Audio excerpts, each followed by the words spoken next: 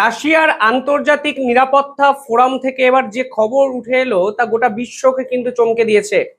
কারণ প্রথমবারের জন্য এক্ষেত্রে আফগানিস্তান এবং রাশিয়া একত্রে এমন একটি চুক্তি করলো যা পাকিস্তানের কাছে রীতিমতো বড় সংশয়ের বিষয়। এবং একই সঙ্গে ভারত এদিন এমন এক সিদ্ধান্ত নিল যা পাকিস্তানের আসিফ মুনির এবং তার যে গোয়েন্দা বিভাগ আইএসআই তাদের যে চক্রান্ত তা কিন্তু ভেস্তে দেওয়ার জন্য যথেষ্ট। অর্থাৎ ভারত ও রাশিয়া একত্রে জোড়া স্ট্রাইক পাকিস্তানের উপর এক্ষেত্রে করলো, যা ডিপ্লোম্যাটিক এবং স্ট্র্যাটেজিক ক্ষেত্রে অত্যন্ত গুরুত্বপূর্ণ দক্ষিণ এশিয়ার পলিটিক্সে। আজকের এই ভিডিওতে আমি প্রত্যেকটি বিষয় নিয়ে ডিটেইলিং আলোচনা করব। ভিডিওটি শেষ অবধি দেখবেন এবং নিজেদের মতামত কমেন্টে জানাবেন। 26 থেকে 29শে মে এই 4 দিন ধরে রাশিয়ায় এই মুহূর্তে চলছে আন্তর্জাতিক নিরাপত্তা ফোরামের আসর। আর ঠিক সেখানেই দীর্ঘদিনের শত্রুতা ভুলে রাশিয়ার সাথে সামরিক ফ্রন্টে হাত মেলালো আফগানিস্তান। যদিও মিলিটারি টেকনিক্যাল সাপোর্টে সমস্ত চুক্তির গোপন তথ্য এখনো জনসমক্ষে বলা হয়নি, তবুও ধরে নেওয়া যায় এই ডিফেন্স প্যাক্ট দক্ষিণ এশিয়ার পলিটিক্সে অত্যন্ত গুরুত্বপূর্ণ। কারণ এই মুহূর্তে আফগানিস্তানের হানাদারি আক্রমণের ভয়ে পাকিস্তান রীতিমতো আতঙ্কিত, ভীত এবং কম্পিত। একই সঙ্গে পাকিস্তানকে বিভিন্ন ক্ষেত্রে চাপে রেখেছে ভারত। ফলে সব মিলিয়ে রাশিয়া যখন পাকিস্তান সীমান্তে পৌঁছে যাচ্ছে আফগানিস্তানের হাত ধরে, তখন কিন্তু পরিষ্কার হয়ে যাচ্ছে যে এই পুরো বিষয়টির মধ্যে ডাল মে কুচ কালা হে, অন্তত পাকিস্তানের প্রেক্ষাপটে। কি আছে এই চুক্তিতে? একাধিক পত্রপত্রিকায় কিছুটা আভাস কিন্তু পাওয়া গেছে এবং এখন পাকিস্তান বুঝতে পারছে এটি কত ধানে কত চাল। দিনের পর দিন ভারতকে অশান্ত করার পরিকল্পনা এই পাকিস্তান করেছে, কখনো চোরাচালানকারীদের কাজে লাগিয়ে, কখনো সীমান্তে ড্রোন পাঠিয়ে, কখনো অনুপ্রবেশকারী সংস্থা জিয়ে রেখে, কখনো কাশ্মীরের যুবকদের র্যাডিক্যালাইজড করে দিনের পর দিন ভারতকে রক্তাক্ত করার পরিকল্পনা এই আসিফ মুনিরের পাকিস্তান করেছে।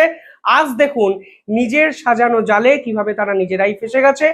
একদিকে সীমান্তে আফগানিস্তান, অন্যদিকে ভারত, এবং এখন সঙ্গী হিসাবে এমন একটা দেশ পাকিস্তানের সীমান্তে ঢুকে গেল যাতে পাকিস্তানের দৈন্যদশা আন্তর্জাতিক স্তরে ফের একবার এক্সপোজড হয়ে যায়। এই চুক্তিতে কি আছে? প্রথমত, অস্ত্র এবং প্রযুক্তির আধুনিকরণ। সোভিয়েত আমলে যে বিপুল পরিমাণে অস্ত্র আফগানিস্তানে রয়েছে সেগুলো নতুন করে রক্ষণাবেক্ষণ এবং সেগুলোকে আপগ্রেডেড একটা ভার্সনে নিয়ে যাওয়া, তাই এবার রাশিয়া আফগানিস্তানের জন্য করতে চলেছে। দ্বিতীয়ত, গোয়েন্দা তথ্য আদান প্রদান। মধ্য এশিয়ার ইসলামিক স্টেট বা অন্যান্য জঙ্গি গোষ্ঠীর বিস্তার ঠেকাতে এই ধরনের চুক্তি। অর্থাৎ আফগানিস্তানকে কাজে লাগিয়ে যেভাবে অতীতে জঙ্গিরা মধ্যপ্রাচ্যে বিভিন্ন জায়গায় ছড়িয়ে গেছে, তার গোয়েন্দা তথ্য এই মুহূর্তে আফগানিস্তান তুলে দেবে রাশিয়ার হাতে। এবং মনে রাখবেন, এই মুহূর্তে আফগানিস্তানের আরো একটি গোষ্ঠী যা পাকিস্তানের অনেক বেশি সক্রিয়, টিটিপি, তেহরিকে তালিবান, তারা কিন্তু পাকিস্তানকে বিভিন্ন ক্ষেত্রে বিভিন্ন আক্রমণে বিধ্বস্ত করে তুলছে। ফলে আজকে এই ধরনের একটি অবস্থায় রাশিয়া যখন আফগানিস্তানের বিভিন্ন গোয়েন্দা তথ্য পাবে, তখন কিন্তু স্বাভাবিকভাবেই পাকিস্তানের ঘুম কিন্তু উড়বে।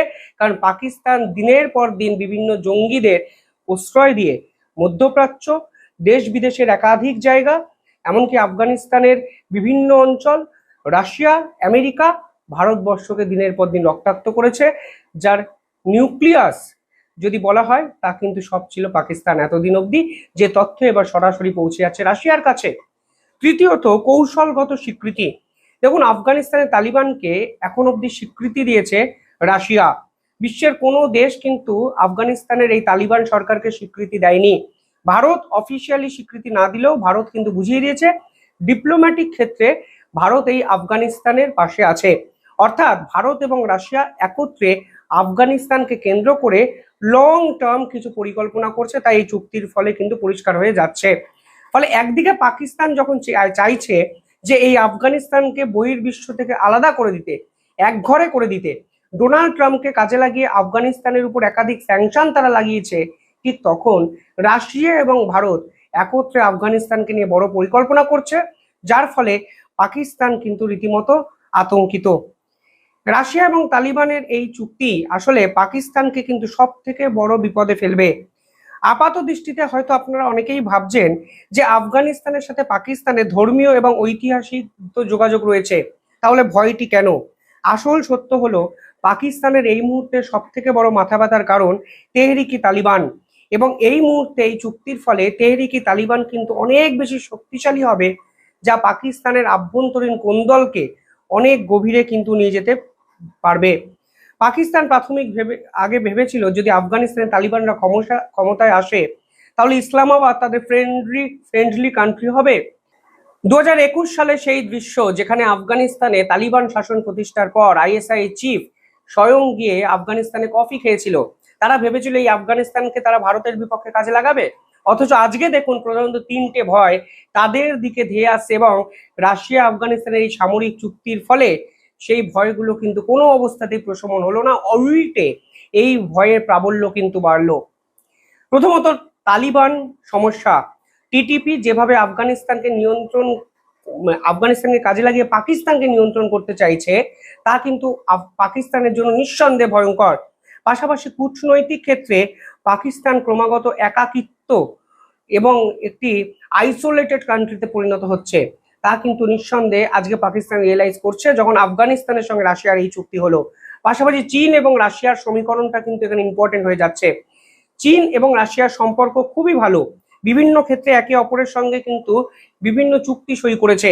আবার পাকিস্তান চীনের উপর নির্ভরশীল, ফলে এই মুহূর্তে যখন রাশিয়া চীনের সম্পর্ক ভালো এবং রাশিয়া যখন আফগানিস্তানের প্রান্তে চলে এসছে, ঠিক তখন কিন্তু পাকিস্তান এবং চীন সম্পর্ক নিয়ে বড় সড় সংশয় উঠবে, যে সংশয় পাকিস্তানেরই তৈরি করা। কারণ সিপেক করিডর যেটা চীনের সঙ্গে তারা করছিল, সেখানে হঠাৎ করে তারা আমেরিকাকে ডেকে নিয়ে চলে আসে।